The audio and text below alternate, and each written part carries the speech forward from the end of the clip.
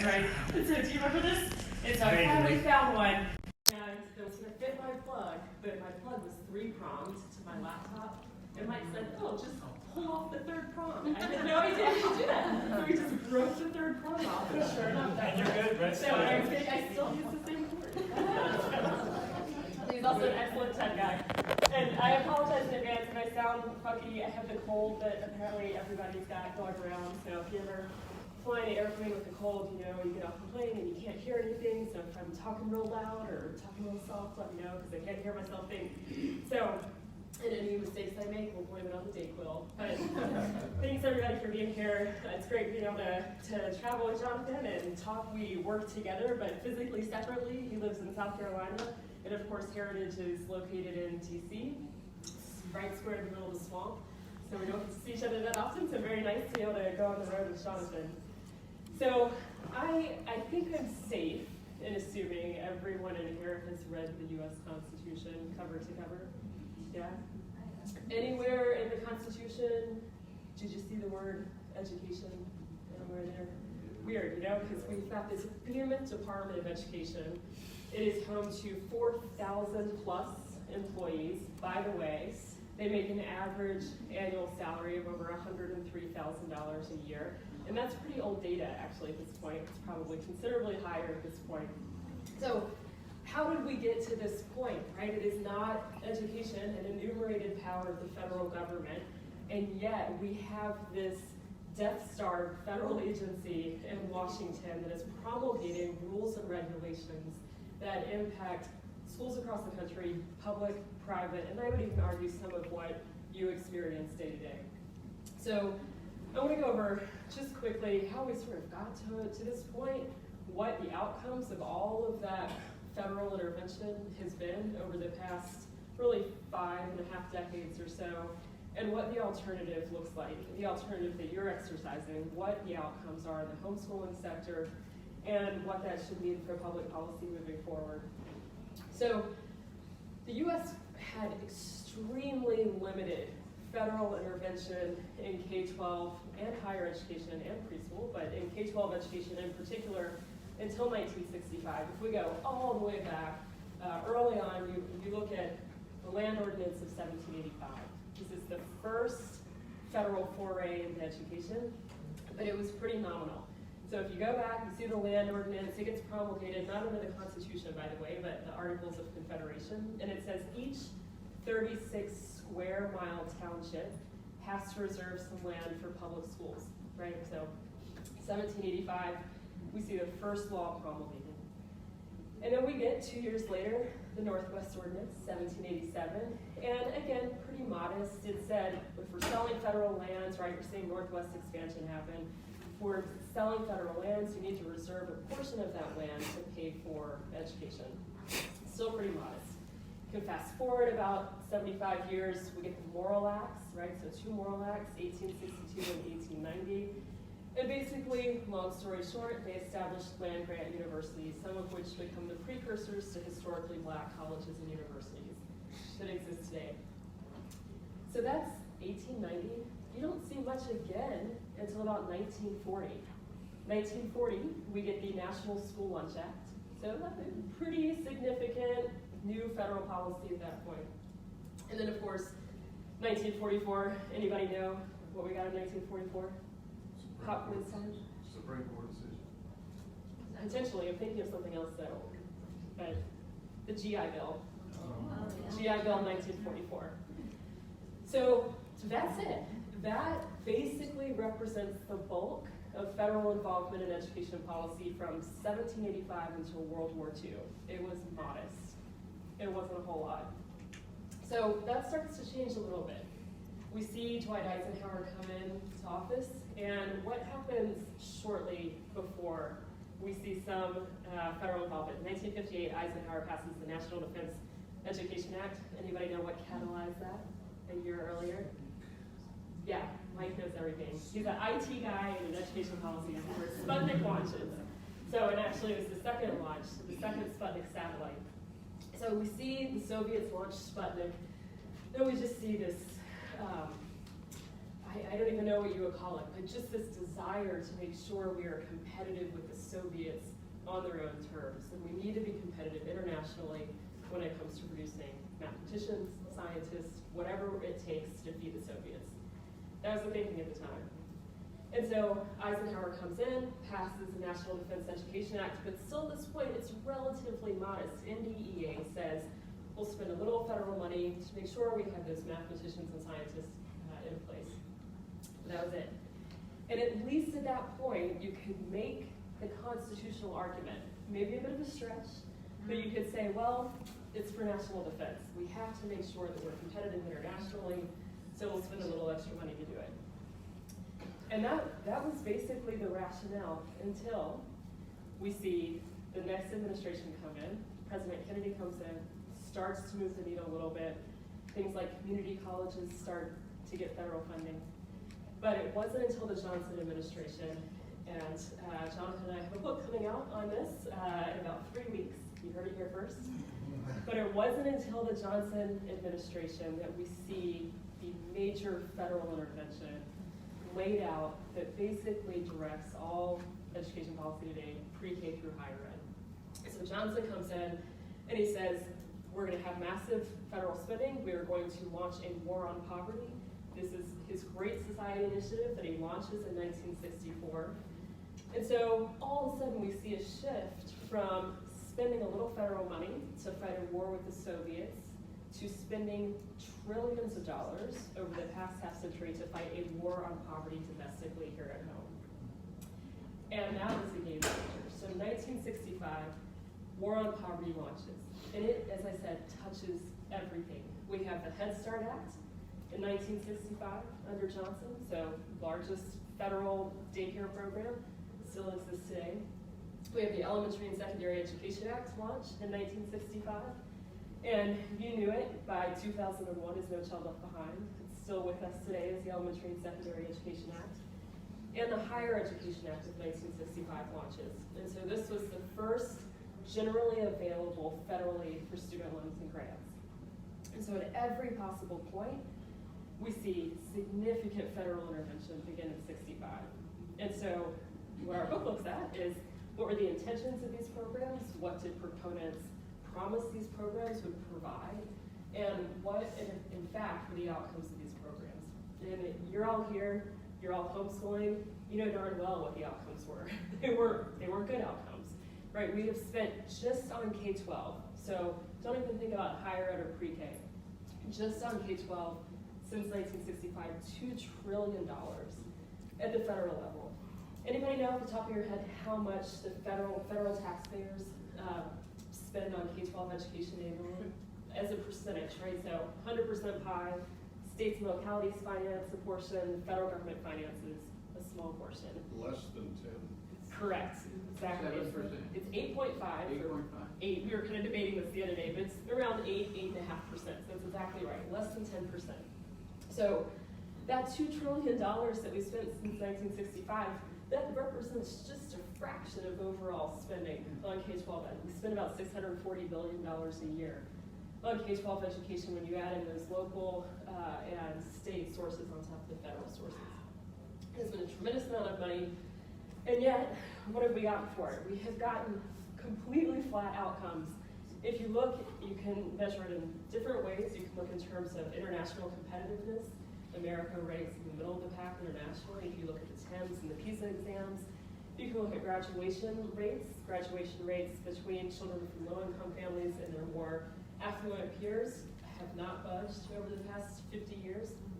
And what is, I think, one of the most concerning data points that we can look at is a new report that came out now probably about 6 months ago from Eric Hanishek at Stanford and Paul Peterson at Harvard.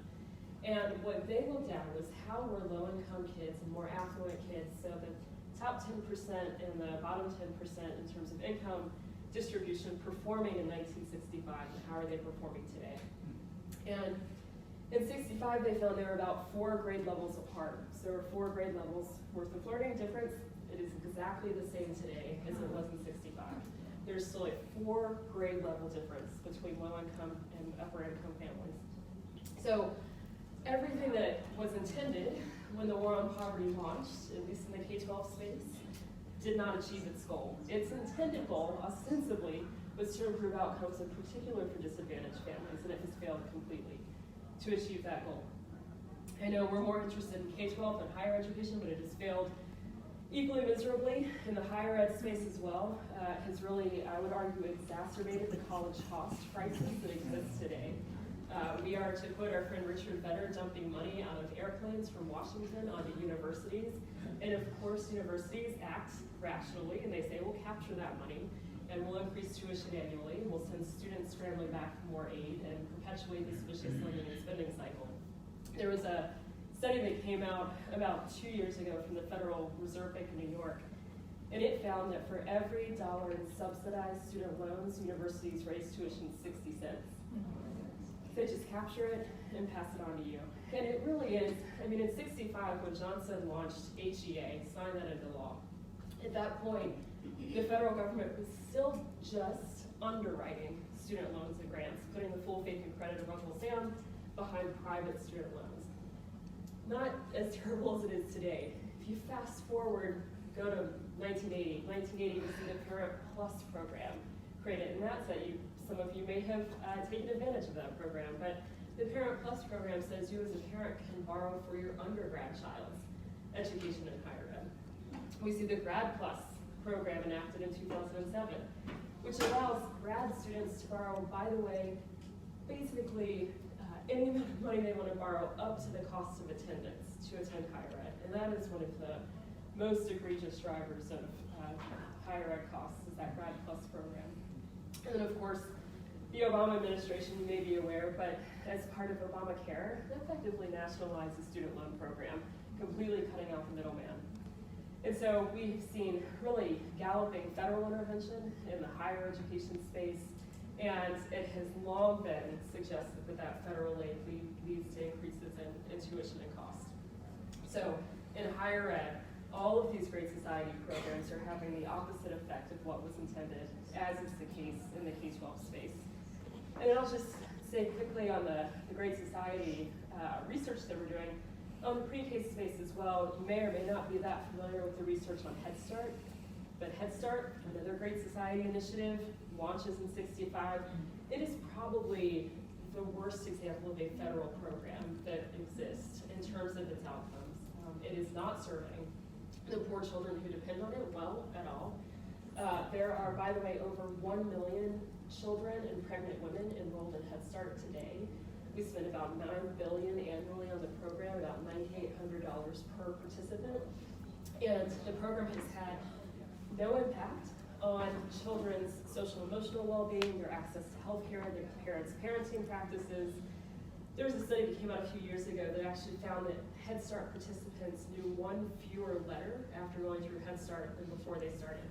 I don't know how you just lose like Q after going through the program, but it does not serve these families well. And so we have to think about ways that if these programs are going to exist, we can update them, modernize them to better serve these populations. So that wasn't a very abridged history of the Great Society efforts, but I wanted to outline that to say that's how we got to where we are today, with large-scale federal intervention in every aspect of education from preschool through graduate school. It's not serving students well, families well, and it's certainly not serving taxpayers well. I mean, when you look at higher ed in particular, when you have the federal government now originating and servicing 90% of all student loans, that means when there are generous federal loan forgiveness policies in place, or when students default, the taxpayers pick up the tab for that, which is a really inequitable way to think about financing higher education when you consider the fact that still today, only about 1/3 of Americans have bachelor's degrees today. So we're shifting the cost onto the Americans who have made the decision not to go to college. So what's the alternative? The alternative is sitting here in this room and is doing a 180-degree of difference, a better job than the federal government, all of its intervention has done. So at the same time, we have the Great Society programs launching. We start to see, slowly but surely, this sort of renaissance, we can call it, in homeschooling. So if you look back in 1970, we only had about 10 to 15,000 homeschooling families across the country. It was limited at that time. By 1996, we had gotten up to 850,000 homeschoolers across the country, so pretty considerable growth in a relatively short amount of time. And today, we're around 1.8 million children across the country homeschooling. So really phenomenal growth. Why are families homeschooling? I don't get to tell anyone in this room that there are diverse reasons why families homeschool. It could be dissatisfaction with the public school system, the ability to actually direct and drive religious and moral instruction, to protect students from drugs and negative peer effects, to strengthen the parent-child relationship, to help a child with special needs, and just overall to provide a better quality education. The reasons are multifaceted, but there's a unifying thread among every homeschooling family, and that is to have more control over what is taught to your children. And which is why we're at the point today where about 3.4% of families across the country homeschool, which is really just phenomenal growth. So I, as Mike mentioned earlier, wanted to look at the outcomes of homeschooling families, and it's tricky, right? Y'all don't like people that gather data on you. It's a hard thing to do. But luckily, I had Dr. Brian Ray's research, he's in here somewhere, to build off of. And that's exactly what I did, try to build off of all of the great work that he's done over the past 3 decades or so, and to try to identify what studies are out there that are rigorous, that are largely US-based, and that ask a specific question about homeschooling's impact on academic achievement. And you're probably aware, but there are some considerable limitations to doing that. It's difficult to isolate the causal effects of homeschooling because you can't isolate causal effects absent an experimental evaluation, and by definition, homeschooling will never be oversubscribed, so you'll never have a lottery and never really have the ability to do experimental evaluations to isolate causal effects. Having said that, I did identify in the study that Mike mentioned 38 studies that are rigorous evaluations that look at US-based homeschooling effects on academic achievement. And those look at both K-12 outcomes and higher ed outcomes, those 38 studies. And of those 38, 26 of those studies look just at K-12 achievement outcomes of homeschooling students. And I'll give you the skinny on the paper that I did for Mike, but 15 found overall positive effects. So relative to their public school peers, homeschoolers in those 15 studies are performing better. 9 were neutral, there was no difference, and then 2 were actually negative in the K-12 space. But on balance, pretty good outcomes. In the higher ed space, of those 38 studies, we had 12 that looked at higher ed outcomes. 9 were positive, 3 were neutral, and there were no negative evaluations. So homeschooling students are doing just as well in the higher ed space and better in 9 studies than their public school counterparts. So if you put all of that together, those 38 studies, 24 out of 38, so 2/3 of the studies found positive impacts, 12 out of 38, so 1/3 found neutral effects, and just 2 out of 38, so less than 5% of the studies found any negative effect at all in homeschooling. So on balance, the research is overwhelmingly in your favor.